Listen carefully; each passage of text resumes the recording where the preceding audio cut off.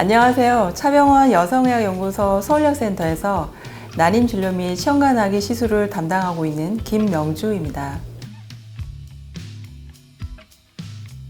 사람의 임신 능력은 남녀 모두 24세에 최대치를 찍고요. 이후로는 점점 떨어지게 됩니다. 특히나 여성의 경우에는 만 35세 이후에 임신 능력이 더 급격하게 저하되게 됩니다. 물론 나이가 많다고 무조건 임신이 안 되는 것은 아니니까 너무 걱정하지는 마십시오. 다만 여성의 경우에 있어서 나이라는 요소가 임신에 크게 작용한다는 그런 의미입니다. 실제로는 난소의 나이, 보다 정확한 표현으로는 난소 예비능, 난소 기능이 더 중요한 역할을 합니다.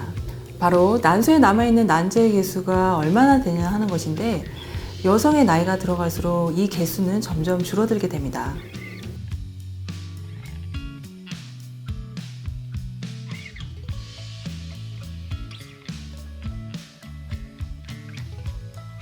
교수님, 근데 정말로 난임하고 나이랑 상관이 많은 건가요? 이게 상관관계가?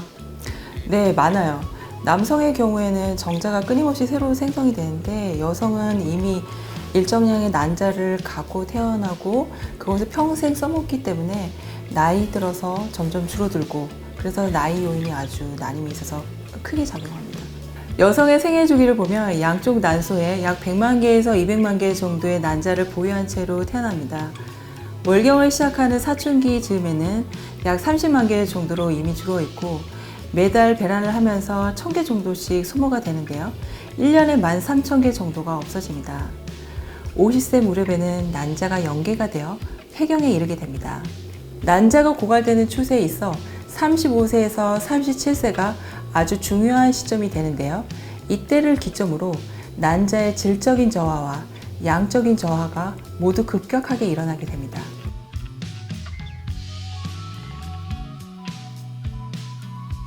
이러한 자녀 난자의 양적인 감소 추세에 있어 본인이 어느 지점에 있는지 알 수 있는 검사로 난소 예비능 검사라는 것이 있고, 여러 가지 호르몬 검사 항목이 있습니다.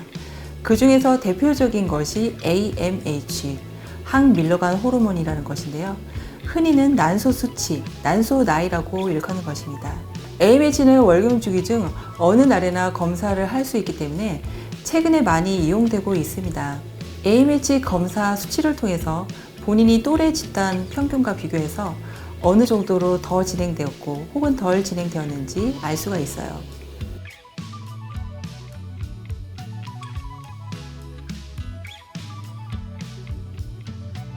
다만 한 가지, AMH는 어디까지나 난자의 양적인 지표이지 질적인 지표는 아닙니다. 따라서 AMH 수치가 낮다고 해서 마치 폐경을 확정받은 것처럼 낙담할 필요는 없습니다. 만약 AMH 수치가 낮다면 향후의 난자 고갈을 대비하는 그런 상황으로 이해하면 되겠습니다. 지금까지 난소 예비능 검사에 대해 알아봤는데요. 난소 예비능의 저하는 고령의 여성에게서도 나타날 수 있지만, 젊은 여성이라도 과거에 난소의 혹이나 난소 자체를 적출했다든지 혹은 항암 치료를 한 경우에도 저하될 수 있습니다. 그 밖에 원인을 모르는 경우도 꽤 많습니다. 나이 30세, AMH 검사 후 실제 나이보다 난소 나이가 10살 많게 나왔습니다. 아직 미혼인데 미래 임신 계획에 문제가 있는 건 아닐지 걱정됩니다.